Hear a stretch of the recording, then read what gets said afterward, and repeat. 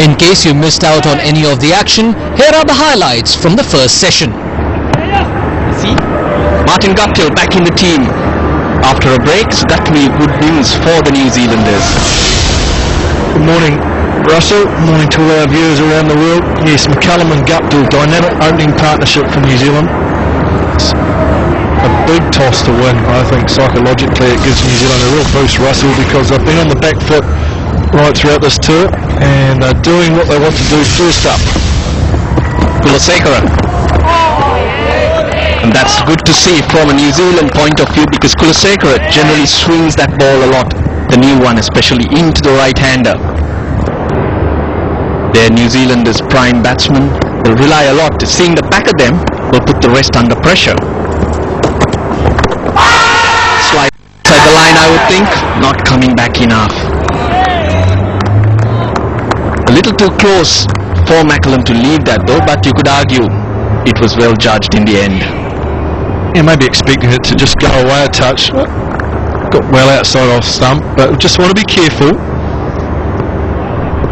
Just going to make sure that it doesn't come back a bit further than that, and then all of a sudden the umpire comes into play.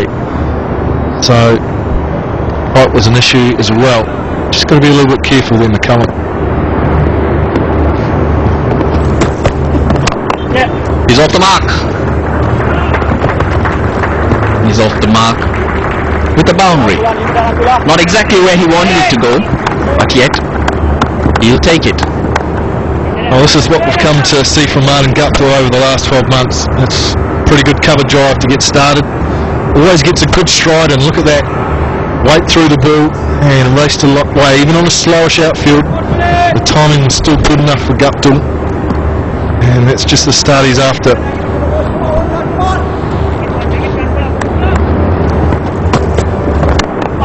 Gets it through again. It'll be 4 more. The New Zealand on the move.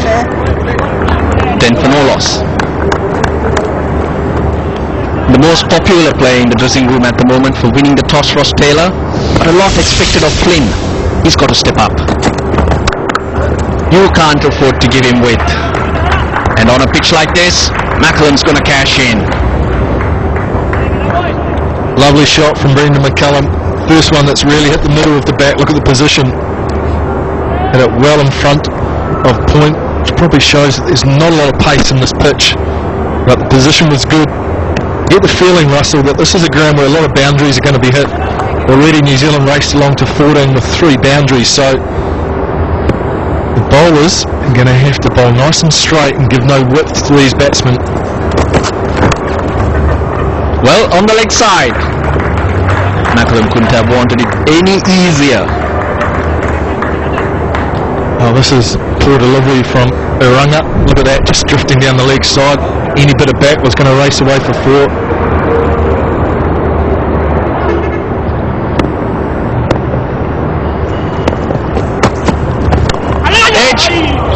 Gets it in the gap. A loose shot from McCullum ends the over. It's 29 for no loss.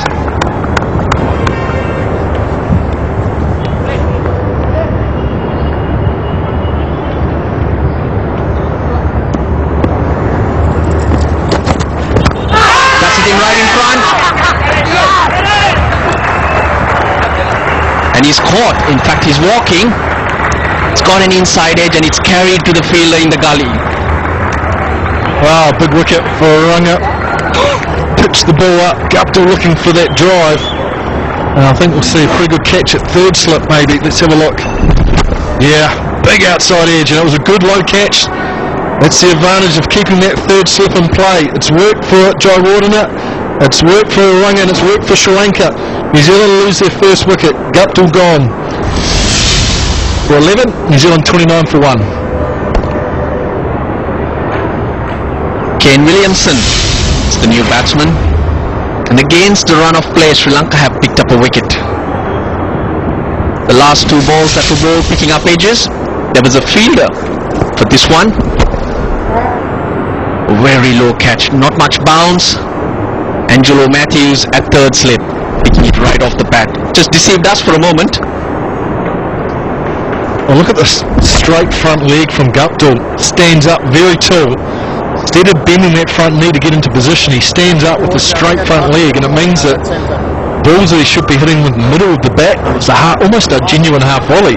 He ends up nicking into the slip cord, and good catch by Mathews. Just what Sri Lanka were after. Early wicket. Kane Williamson has been moved up to number 3 in recent times for New Zealand. He's a good young player. Credit to Jayawardene. With the boundaries leaking, the easy thing for him to do was to have removed that third slip and plug the gap. When you think of how frustrating it would have been, Russell, if Jayawardene had taken third slip out, put him at cover, that edge goes in the gap, and then all of a sudden you're thinking, gee, it's going to be a long day. So really good captaincy. And while the ball's new and hard, I think he has to do that. I think he'll be prepared to go for the odd boundary, as long as they can pick up the odd wicket, because that will put pressure back on New Zealand. So really good captaincy. There you go, 3 slips in the gully, so plenty of catching options there for the seamer.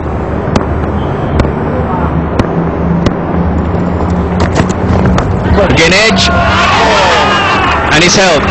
A juggle for a moment, Paranavitana, but he's managed to hold on to it. So good line, good length, the new batsman once again.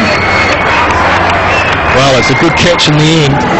It was juggled. Look at that, good seam again in the corridor of uncertainty. Williamson new to the crease, fended for a good catch, and Eranga's picked up 2 in the over, and all of a sudden there's a real spark for Sri Lanka. New Zealand in trouble. Williamson gone for 0. New Zealand 29 for 2.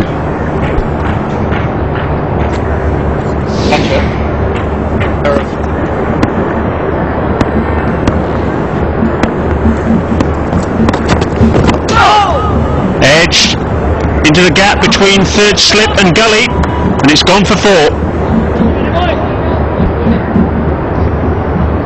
Now you see this so often in test match cricket. It's an outside edge and it goes through the gap. You've got 3 in a gully, men behind the wicket, eager for a catch. Very frustrating for the fast men.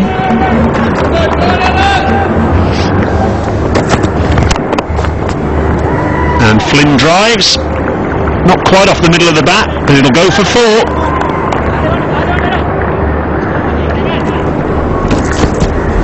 Back in the crease and then forward, just slides off an open blade, and nicely played. Yeah, head went nicely, covered it, and it got what it deserved. Long, wide half volley.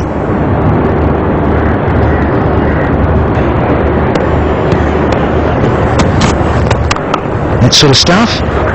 And if you bowl there, this is what's going to happen. 50 up for the Black Caps. Short outside the off stump. Daniel Flynn taking full advantage, rocking back.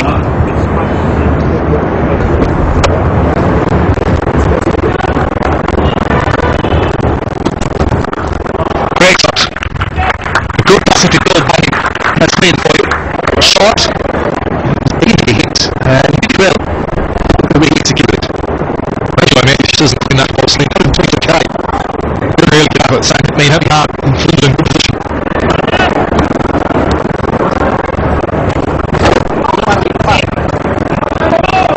It's interesting that Herath has no back on sweep on 100. So come for 5, short leg and wicket. Got a long one. They will be good on time. One man back on the boundary in that region. Just a touch short, and McCullum was quickly into it. 4,000 test runs. We'll bring McCullum for that shot. Dodge the 6. He was going to that's the way to get 4,000 runs. It just kept giving the opportunity to use his top bowling to ball the floor away from the left-hander. Short cut away. The first line that Flynn's played that shot well this morning. He's played it again well now. 4 runs to the over. New Zealand 64 free. Scored really quickly when he first started. Before he gets his body in, so he goes innings together. Didn't get quite impressive so far. He was playing this in that last over. On offer, for example, also only the area of Flynn. The averages are also in the mid-20s. Short and pull away just for a second. The Sri Lankans were interested in the ball. Snipped through.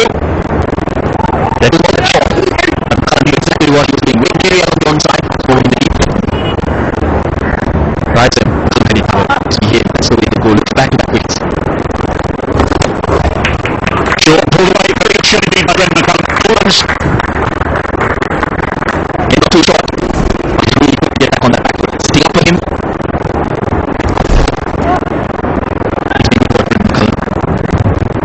Loves playing his power shots. I'm sure this is the last over before lunch. With the clock in the fort, trying to take.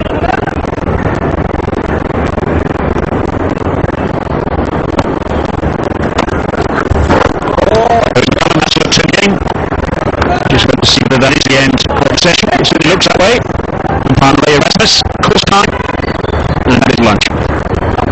First day of this 2-test series. You'd have to say Srilanka will be the happier of the two sides as they make their way off at this first injury. Captain McCullum added 29 for the first wicket, and there were 2 wickets in 3 balls from Shaminda Eranga. And then Nuwan Kulasekara chipped in with the vital wickets of New Zealand captain Ross Taylor. That was 40 for 3, but then the left and right hand combination came together and steadied the ship for the back cast. So with 2 wickets, Kulasekara 10 spells on 2 opening bowlers, but could complete the basics really. There was not